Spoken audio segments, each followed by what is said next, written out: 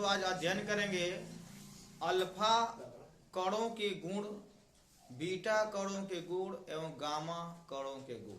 यानी alpha, beta और gamma किरणों के गुण क्या होता है, कणों के गुण क्या क्या हो सकते हैं, इनकी क्या प्रॉपर्टी होती है, इनके बारे में क्या करेंगे हम आज लोग पढ़ेंगे। लोग देखो यहाँ पे आपको याद होगा कि यहाँ बताया गया कि 3 प्रकार के कण होते हैं। 3 प्रकार की किरणें जो होती है रेडियो एक्टिव पदार्थ थोरियम यूरेनियम से निकलती हैं, जिसको आपने 3 भागों में बांटा गया था। 3 किरणें निकलती हैं। पहला होता है अल्फा कण, दूसरा क्या होता है बीटा कण और तीसरा क्या होता है गामा कण। 3 प्रकार के कण हम लोग तीनों में यहाँ पे गुण भी पढ़ लेंगे और साथ साथ क्या करेंगे इनका डिफरेंस भी पढ़ लेंगे, डिफरेंस भी क्या होता है। ठीक है, अब ध्यान समझना है अल्फा कण के बारे में। देखो पहली बात ये होता है सर जी, अल्फा कण पर जो आवेश होता है वो कितना होता है। जो अल्फा कण पर जो आवेश होता है वो 2e इलेक्ट्रॉन का आवेश होता है। कितना होता है 2e इलेक्ट्रॉन का आवेश होता है। आपके अल्फा कण पर 2 इलेक्ट्रॉन का आवेश होता है। और यहाँ पे आपको याद होगा कि 3.2 गुणे 10 के पावर माइनस 19 घात कूलाम का आवेश होता है। किस पर अल्फा कण पर आवेश होता है। याद करिए, छोड़ दीजिए। अल्फा कण पर जो होता है 3.2 गुणे 10 के पावर माइनस 19 घात कूलाम का आवेश होता है। बीटा कण पर कितना आवेश होता है, बीटा है देखो अल्फा कण जो होता है ना वो कैसा कण होता है धनावेशित। ये कैसा कण होता है धनावेशित कण होता है। और बीटा जो कण होता है वह एक ऋणावेशित कण होता है। और इस पर जो है आवेश होता है -1.6 गुणे 10 के पावर माइनस 19 कूलाम का आवेश। बीटा कण पर जो होता है -1.6 गुणे 10 के पावर माइनस 19 घात कूलाम का क्या होता है आवेश होता है। ठीक है, बीटा कण ऋणावेशित होता है। और गामा कण जो होता है यह अआवेशित होता है। बताया गया कल कि इस पर किसी प्रकार का कोई आवेश नहीं होता है, कोई आवेश नहीं होता है, मतलब यह आवेश रहित होता है, कोई आवेश नहीं है। ऐसा में तो पहले डिफरेंस समझ गए कि सर जी पहला जो कण होता है वह धनावेशित, दूसरा ऋणावेशित और तीसरा किसी प्रकार कोई आवेश नहीं होता। देखो अंतर भी हो जाएगा यहीं पे और गुण भी हो जाएगा। ठीक है, इस पर कितना आवेश होता है।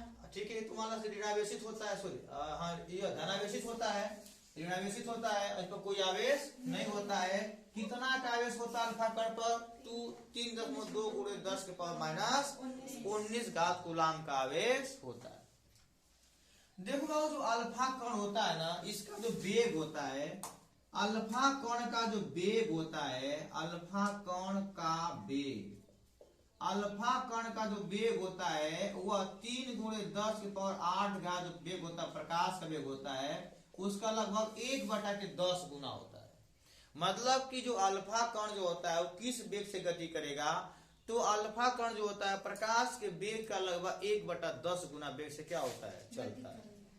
लेकिन यहाँ पे जो बीटा कण होता है वो किस वेग से चलेगा, तो जो बीटा कण जो होता है उसका वेग जो होता है प्रकाश के वेग का 1% से लेकर के 99% तक होता है। मतलब वेग फिक्स नहीं है, हो सकता है कि 1% उसका हो सकता है कि 99% तक जो है उसका वेग क्या हो सकता है, बीटा कणों का वेग हो सकता है। ऐसा में यहां बात करते हैं गामा कणों की बात करते हैं, तो गामा कणों का सबसे अधिक वेग होता है। और गामा कणों का जो वेग होता है प्रकाश के वेग के बराबर होता है 3 गुणे 10 के पावर 8 घात मीटर प्रति सेकेंड। क्या होता है इसका वेग होता है। आगे समय तो सर जी आपने बताया कि जो अल्फा कण होता है उसका वेग प्रकाश के वेग का 1/10 गुना होता है। और बीटा कणों का जो वेग होता है प्रकाश की जो चाल होती है 3 गुणे 10 के पावर 8 घात जो होता है इसका 1% से लेकर के 99% तक वेग हो सकता है।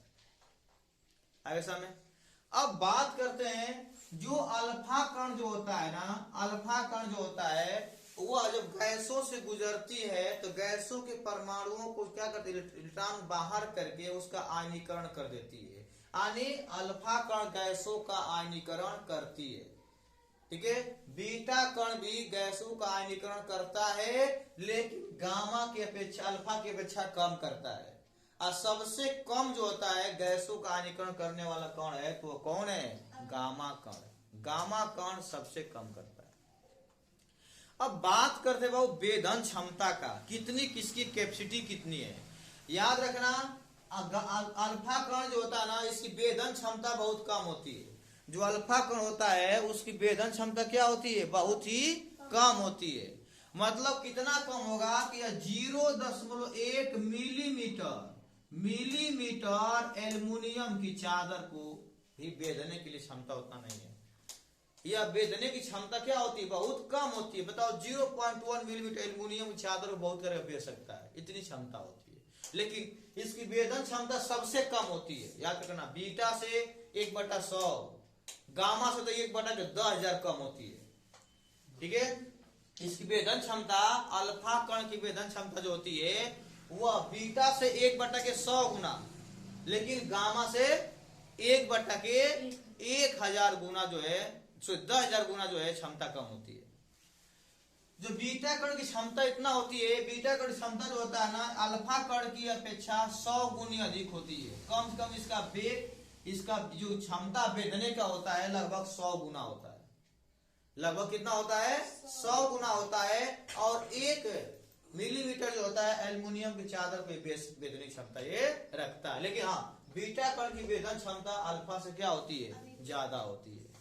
सबसे अधिक वेदन क्षमता की बात करते हैं। सबसे अधिक वेदन क्षमता जो होता है वह किसका होता है, गामा का। यही सबसे खतरनाक किरणें होती है, कहते हैं ना, जिसको कोई प्रभावित ना कर सके। सोचो कि उसकी कैपेसिटी कितनी होगी, कोई उसको रोक नहीं पा रहा है। हमने आपको बताया कि जब थोरियम को एक कांच के शीशे के प्लेट में रख करके जब देखा गया, थोरियम को, यूरेनियम को, कोई भी रेडियोएक्टिव पदार्थ देखा गया और 2 प्लेटों के बीच में देखा गया अधिकांश किरणें धनावेशित प्लेट के लिए की ओर।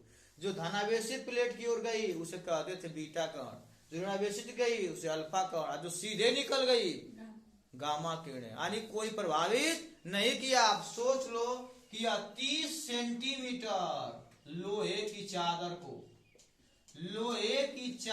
को क्या करेगी, वेदने की क्षमता रखती है। सोचो 30 सेंटीमीटर बहुत मोटा चादर होता है। अब यहां पे ध्यान दीजिए, स्केल है, देखिए स्केल है, स्केल थोड़ा सा टूट गया हुआ है। मान लीजिए कि मैं पूरा लगा दे रहा हूँ स्कूल के यहाँ पे। ये स्केल है आपका 30 सेंटीमीटर की स्केल है। ये देखिए इतना, ये 30 सेंटीमीटर की स्केल है। कुछ छोटे बच्चे पढ़ते हैं या कभी कोई तोड़ दिए। ये 30 सेंटीमीटर की स्केल है। इतना सेंटीमीटर, सोचिए कि इतनी कैपेसिटी होती है गामा का, इतना 30 सेंटीमीटर लोहे की चादर आता है, इतना मोटी चादर को वेदने की क्षमता रखते हैं कौन, गामा किरण। क्योंकि यह गामा किरणों पर किसी के प्रभाव नहीं पड़ता है। आगे समय अब पता चल गया कि सबसे वेदन क्षमता किसकी अधिक हो गया, गामा की।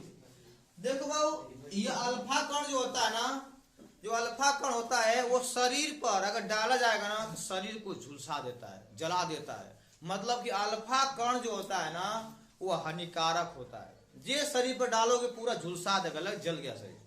ऐसे में हाँ, अगर इसको रोकोगे, बड़ी जबरदस्ती करोगे ना, उसमें प्रभाव दर्शाएगा, अरे हम गर्म है, मतलब हीट प्रभावित होता है वहां पे, ठीक है। अल्फा कण में, अल्फा कण जो होती है ना, ये जो होता है, जो अल्फा कण होती है वह जो होता है विद्युत तथा चुंबकीय क्षेत्रों में विक्षेपित हो जाती है। सुन लो, अल्फा किरणें होती है विद्युत और चुंबकीय क्षेत्रों में विक्षेपित होती है। गामा किरणें भी विद्युत तथा चुंबकीय क्षेत्रों में विक्षेपित हो जाती हैं। लेकिन बीटा किरण, लेकिन गामा किरणें जो होती है वो विक्षेपित नहीं होती। अब देखा गया कि जब उसके सामने स्थिर क्षेत्र रखा गया, वो सीधे पार हो गई, कहीं मुड़ी वो दोनों तरफ में, कहीं नहीं मुड़ी। मतलब वह जो होता है विद्युत और चुंबकीय क्षेत्रों में विक्षेपित नहीं होती है। अल्फा किरणें जो होती है ना फोटोग्राफिक प्लेट को प्रभावित करती है, बीटा किरणें गामा थोड़ा ज्यादा करती है, और सबसे अधिक जो होता है गामा किरणें होती है, सबसे अधिक जो होता है वह फोटोग्राफिक प्लेट को प्रभावित करती है। इतना लिख देंगे बहुत अंतर हो जाएगा, समझे? ऐसे में चलिए लिखिए।